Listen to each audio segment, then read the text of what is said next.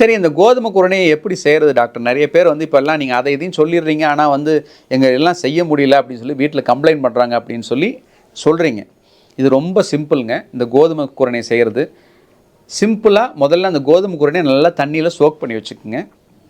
Choke பண்ணதை எடுத்து நல்லா வடித்து வச்சுட்டு உலையை நல்லா கொதிக்க வச்சு நம்ம தண்ணியை கொதிக்க வச்சுட்டு கொதிக்கிற தண்ணியில் அந்த கோதுமை குருணையை உள்ளே போட்டிங்கன்னா 10லேருந்து 15 நிமிஷம் மேக்ஸிமம் அதுக்குள்ளே வெந்துடும். இது எப்படி பார்க்குறது அப்படின்னா ரொம்ப சிம்பிள். நீங்கள் ஸ்பூன் வச்சு ஒரு 7 நிமிஷம் 8 நிமிஷத்துக்கு மேலே நீங்கள் செக் பண்ணி பார்க்க ஆரம்பிச்சிங்கன்னா அது நல்லா வெந்திருக்கா வேக ஆரம்பிச்சிருக்கானுங்கிறது தெரியும். நல்லா வெந்துருச்சு அப்படின்னா அதை அப்படியே நீங்கள் வடித்து வச்சுக்கலாம். இந்த வடித்து வச்சதை நீங்கள் அப்படியே கூட வந்து இது கூட தயிரோ இல்லை வந்து சட்னியோ சாம்பாரோ வச்சு நீங்கள் அப்படியே சாப்பிட்லாம். இல்லை இன்னும் கொஞ்சம் டேஸ்ட்டை என்ஹான்ஸ் பண்ணுறது கொஞ்சம் சப்புன்னு தான் இருக்கும், அதில் டேஸ்ட் இருக்காது. டேஸ்ட்டை என்ஹான்ஸ் பண்ணணுன்னா அடுத்து இப்போ நான் சொல்கிற மாதிரி இதை ஃப்ரைட் ரைஸாக மாற்றணுன்னா ரொம்ப ஈஸி.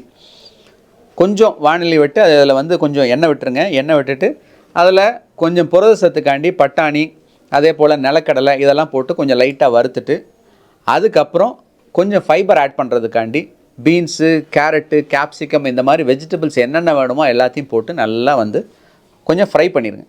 ஓரளவுக்கு நல்லா அதெல்லாம் வெந்ததுக்கப்புறம் பெப்பரு, சால்ட்டு, நமக்கு பெருசாக அதில் மசாலாலாம் எதுவுமே தேவையில்லை. நமக்கு தேவையான அளவுக்கு பெப்பரு, சால்ட் மட்டும் போட்டுட்டு நீங்கள் இந்த கோதுமை குருணையை போட்டு நல்லா பெரட்டி வச்சிங்க அப்படின்னா அருமையான கோதுமை குருணை ஃப்ரைட் ரைஸ், புலாவ் எப்படி வேணால் நீங்கள் பேர் வச்சுக்கலாம், அது தயார். இது கூட லைட்டாக சாம்பார் சட்னி எதாவது கிடச்சுன்னா வச்சு சாப்பிட்லாம். அப்படி இல்லாட்டி ஒன்றுமே இல்லை நான் பேச்சுலராக இருக்கேன் அப்படின்னா நீங்கள் உங்களோட ரூம்லேயே வச்சு இண்டக்ஷன் ஸ்டவ்லேயே இது ஈஸியாக செய்ய முடியும். அது கூட கொஞ்சம் கேர்டு எதாவது வச்சுக்கிட்டிங்கன்னா ஈஸியாக உங்களால் சாப்பிட முடியும். இதில் பார்த்தீங்கன்னா கார்போஹைட்ரேட் இருக்குது, ப்ரோட்டீன் இருக்குது, ஃபைபர் இருக்குது, மற்ற நுண்ணூட்ட சத்துக்கள் எல்லாமே வைட்டமின்ஸ், மினரல்ஸ் எல்லாமே இதில் கலந்துருக்கு. இப்படி ஒரு அருமையான காலை உணவை சாப்பிட்டீங்க அப்படின்னா அன்றைக்கி நாளே ஒரு அருமையான நாளாக இருக்கும்.